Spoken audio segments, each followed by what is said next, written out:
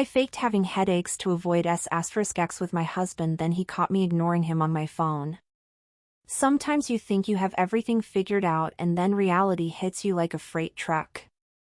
That's exactly what happened to me, and looking back, maybe I should have seen it coming. But here's the thing. When you're just trying to survive your own marriage, sometimes you do what you have to do. Anyway, make sure to hit that like button if you enjoy hearing about real relationship drama, and don't forget to subscribe if you're new here. Trust me, you'll want to stick around for this one. I'm Brooklyn. I'm 28 and I was married to Miles for 4 years before everything went sideways. Miles is this intense guy who works in financial consulting. The type who notices every detail, remembers every conversation, and has this way of making you feel like you're under a microscope, even when he's just asking how your day went. When we first got together, I thought his attention to detail was sweet. He'd remember little things I mentioned, surprise me with my favorite coffee order, notice when I got my hair trimmed. But after 4 years of marriage, that same quality started feeling suffocating. Here's what nobody tells you about marriage. Intimacy becomes work. Not the fun, passionate connection you see in movies, but this expectation that hangs over every evening like a storm cloud. Miles had this way of approaching physical intimacy that felt more like a scheduled appointment than something spontaneous. He'd give me these looks across the dinner table, make certain comments about how relaxed I seemed, or suggest we go to bed early. The pressure was constant. So, I developed what I called my headache strategy. Look, before you judge me, understand that this wasn't some elaborate scheme to hurt anyone. It was survival. When you're dealing with someone who has expectations every single night, sometimes you need an escape hatch that doesn't lead to a 2-hour discussion about relationship dynamics and emotional connection. I perfected the art of looking genuinely unwell. A little temple rubbing, that pained expression where you squint slightly and press your lips together. Maybe a soft sigh when you'd reach for me. Not tonight, honey. I have this terrible headache. I just need to rest. It worked every single time because Miles, for all his intensity, was genuinely caring. He'd immediately switch into concerned husband mode, asking if I needed anything, offering to get me water or pain medication. The beauty of the headache excuse was its simplicity. You can't argue with someone's physical pain, and you certainly can't demand intimacy from someone who's suffering. It gave me the space I desperately needed without having to explain that sometimes I just wanted to decompress without his hands all over me. And that's where my phone came in. After Miles would back off and give me space to recover, I'd wait a few minutes and then reach for my phone. This wasn't some calculated move to hurt him. It was genuinely how I relaxed. Scrolling through social media, catching up with friends, watching funny videos. It was my way of unwinding after long days dealing with demanding clients and office politics. Miles worked in this high-pressure environment where everything was numbers and analysis. And he brought that same energy home. He'd want to dissect our day over dinner, plan our weekend activities with military precision, and approach our relationship like it was some project that needed constant optimization. Meanwhile, I just wanted to zone out with some mindless entertainment and not think about anything serious for a few hours. I started noticing him watching me during my phone time, which felt weird and invasive. He'd lie there perfectly still, and I could sense his attention on me even when I wasn't looking directly at him. It made me self-conscious about my relaxation time, like I had to justify why I was laughing at a video or how long I spent reading comments on posts. The pattern developed naturally over several months. I'd claim exhaustion, stress, or some minor physical ailment. Miles would respectfully give me space, and I'd use that time to decompress with my phone. It wasn't hurting anyone, and it kept the peace in our household. I was managing both our needs, his need to feel like a considerate husband and my need for personal space. But Miles started getting weird about it. He'd make these pointed comments the next morning, asking how I was feeling or if my headache had improved. There was something in his tone that suggested he was keeping track of my health issues, which felt invasive and controlling. I started to wonder if he was monitoring my recovery times or paying too much attention to my evening routines. Looking back, I can see how this might have appeared to someone who was watching closely. But at the time, I was just trying to create some breathing room in a marriage that felt increasingly claustrophobic. Miles had this way of making every evening about us and our connection when sometimes I just wanted to exist in my own space without having to perform as the perfect wife. The Tuesday night that changed everything started like any other evening. We had dinner, watched some television together, and when bedtime approached, I could feel that familiar expectation building. Miles had been particularly attentive all evening, touching my shoulder when he passed behind my chair, making comments about how good I looked, asking if I was tired in that way. That really meant something else entirely. When we got to the bedroom, I could sense him gearing up for one of his romantic approaches. The way he moved around the room, the lingering looks, the careful attention to his own appearance, it was all so predictable and exhausting. So, I deployed my tried and true strategy. "Not tonight, honey. I have this terrible headache. I just need to rest." His response was immediate and exactly what I expected. Concern, understanding, and offered to get me something for the pain. I declined gracefully, curled up on my side of the bed, and waited for him to settle in and presumably fall asleep. After about 5 minutes of silence, I reached for my phone. I genuinely did have some tension in my head. Not a splitting headache exactly, but that tight feeling you get after a long day of dealing with difficult people and workplace stress. My phone was my escape from all of that pressure. I started with Instagram, scrolling through posts from friends and acquaintances. There's something soothing about seeing other people's carefully curated lives, their vacation photos, their dinner presentations, their relationship highlights. It's like watching a peaceful movie where nothing bad ever happens and everyone looks happy and successful. Then I moved to Facebook where the content is usually more substantial. Articles about lifestyle tips, funny videos that friends had shared, updates from people I hadn't seen in years. I found myself genuinely laughing at some of the content, which felt good after the tension of the evening. I spent some time responding to messages from friends, catching up on conversations that had been ongoing throughout the day. My friend Erin had been telling me about drama at her workplace, and we'd been texting back and forth about her situation with a difficult coworker.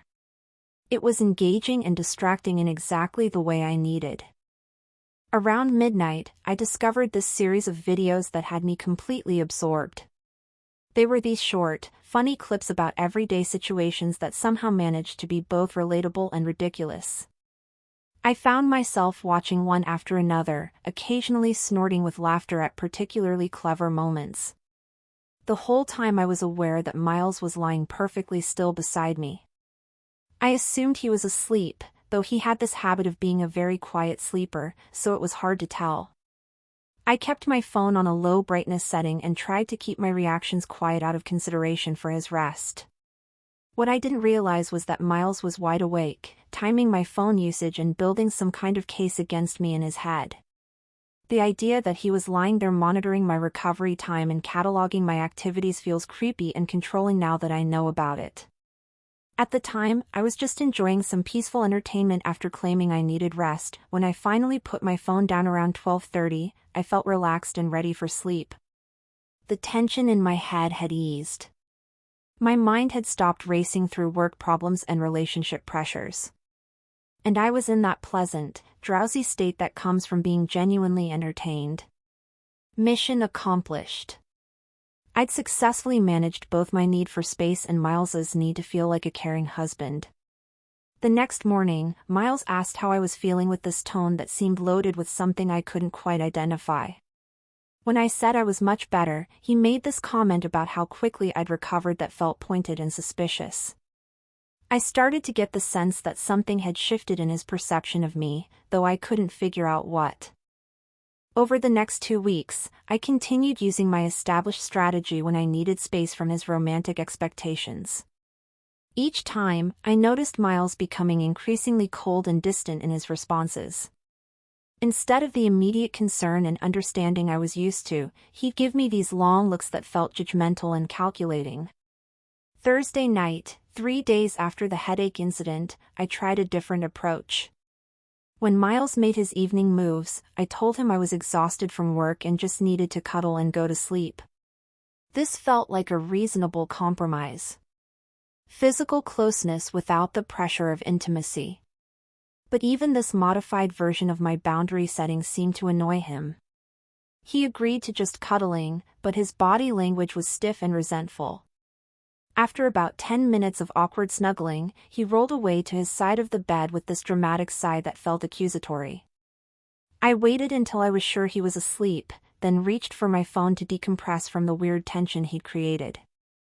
I spent some time online shopping, looking at clothes and home decor items that might brighten up our increasingly tense household.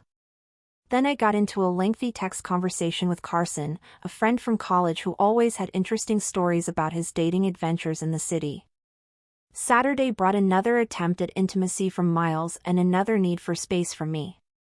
This time I went with a stomach issue. Something I ate at lunch wasn't sitting well, and I just needed to rest and let it settle. Again, Miles's response felt perfunctory rather than genuinely concerned, like he was going through the motions of being a caring husband while internally judging my explanation. That night, I discovered this amazing online boutique that specialized in vintage-inspired jewelry, and I spent hours browsing their collections and reading customer reviews. The detailed craftsmanship descriptions and styling suggestions were fascinating, and I found myself completely absorbed in planning potential purchases and outfit combinations. Sunday evening, when Miles approached me with that familiar expectation in his eyes, I simply told him I wasn't in the mood. No elaborate health excuse, just a straightforward statement about my emotional state. I figured this direct approach might satisfy whatever was bothering him about my previous explanations. Instead, his reaction was even colder. He just nodded curtly and turned away like I'd personally insulted him. The rest of the evening was filled with this uncomfortable silence that made me want to escape even more desperately into my phone. I ended up watching this series of travel videos about European cities, planning imaginary vacations to places where the pace of life seemed slower and less demanding than our increasingly tense household. The videos were beautifully shot and genuinely relaxing. Exactly what I needed after dealing with Miles's weird attitude all evening. By Monday, I was starting to feel like I was walking on eggshells in my own home. Miles had developed this habit of watching me with these calculating eyes, like he was conducting some kind of investigation into my behavior. When I claimed to be too tired for intimacy that night, his response was this loaded, "Of course you are," that felt dripping with sarcasm and accusation. I spent that evening video chatting with friends, catching up on their lives, and sharing stories about our respective relationship challenges. It felt good to connect with people who understood that marriage requires constant negotiation and compromise, and that sometimes you need support from friends who can offer perspective on difficult situations. Wednesday brought another headache, a real one this time, brought on by the stress of Miles' increasingly suspicious behavior. When I explained that I needed rest, he just stared at me for a long moment before agreeing with obvious reluctance. The whole interaction felt hostile and uncomfortable. That night, I fell down a rabbit hole of relationship advice articles trying to understand what was happening in my marriage and how to address Miles's growing resentment. The articles about controlling partners and emotional manipulation were particularly enlightening, helping me recognize patterns in his behavior that I hadn't noticed before. By Friday, I was completely exhausted from the constant tension and surveillance. When Miles made his evening approach, I just said, "Not tonight," without any explanation at all. I was tired of having to justify my need for personal space and emotional boundaries to someone who was supposed to love and respect me. His reaction was immediate and aggressive. Instead of accepting my boundary like a mature adult, he launched into this interrogation about my recent health issues and recovery patterns. He started listing dates and times like some kind of prosecutor, accusing me of lying about my symptoms and prioritizing my phone over our marriage. The whole confrontation felt surreal and deeply unfair. Here I was trying to manage my own mental health and create reasonable boundaries in our relationship, and he was treating me like some kind of criminal who needed to account for every moment of my personal time. When he demanded that I explain the difference between my energy levels for phone use versus physical intimacy, I tried to help him understand that these activities require completely different types of engagement. Mental stimulation and physical contact aren't the same thing. And just because I can focus on a screen doesn't mean I'm capable of the emotional and physical energy that intimacy requires. But Miles wasn't interested in understanding my perspective. He kept pushing and pushing, demanding admissions and explanations that felt invasive and controlling. He accused me of being dishonest about my health, of prioritizing strangers on the internet over my own husband, of checking out of our marriage in favor of digital distractions. The accusations were so unfair and twisted that I started to see a side of Miles I'd never noticed before. This paranoid, controlling side that couldn't accept that his wife might have needs and boundaries that didn't revolve around his expectations. The man I'd married was supposed to be supportive and understanding, not this suspicious interrogator who timed my phone usage and cataloged my health complaints. When he demanded that I choose between my phone and our marriage, I knew I was dealing with someone who had completely lost perspective on what a healthy relationship looks like. The ultimatum felt manipulative and unreasonable, like asking someone to choose between breathing and their relationship. I tried to explain that I wasn't choosing my phone over anything, that I was just trying to manage my own stress and maintain some personal autonomy within our marriage. But Miles had already decided that I was the villain in his story, and nothing I said was going to change his mind. The divorce process was surprisingly straightforward, which I think surprised both of us. We divided our assets without much drama, probably because we were both exhausted from months of fighting about phone usage and intimacy expectations. Miles seemed eager to move on, which hurt more than I expected, though I tried not to show it. I found a small apartment across town and spent the first few weeks just enjoying the peace and quiet. No one was monitoring my evening routines or questioning my relaxation methods. I could scroll through my phone for as long as I wanted without feeling like I was being timed and judged. The freedom was intoxicating at first. I could stay up until 2 a.m. watching videos without anyone making passive-aggressive comments about my sleep schedule. I could spend entire weekends browsing social media and online shopping without having to justify my activities to anyone. I could respond to friends' messages without feeling like I was neglecting some other obligation. But as the months passed, the novelty of unlimited phone time started to wear off. The apartment felt quiet in a way that was more lonely than peaceful. The friends I'd been texting and video chatting with had their own lives and relationships to manage. And I started to realize that digital connections couldn't completely replace physical presence and shared experiences. Dating was a disaster. The few men I met through apps seemed to have the same expectations that Miles had. They wanted attention and engagement that I wasn't ready to give. When I'd explained that I valued my independence and personal space, they'd either lose interest or start displaying the same controlling behaviors that had driven me away from my marriage. I started seeing Miles around town occasionally, usually at the grocery store or coffee shops we used to frequent together. He looked different somehow, more confident, more relaxed. He'd gained some muscle and updated his wardrobe, and there was something in his posture that suggested he was genuinely happy rather than just pretending to be okay. The first few times I saw him, he was alone, which gave me some satisfaction. At least he wasn't immediately replacing me with someone new. But eventually, I started noticing him with this woman who looked like she stepped out of a fitness magazine.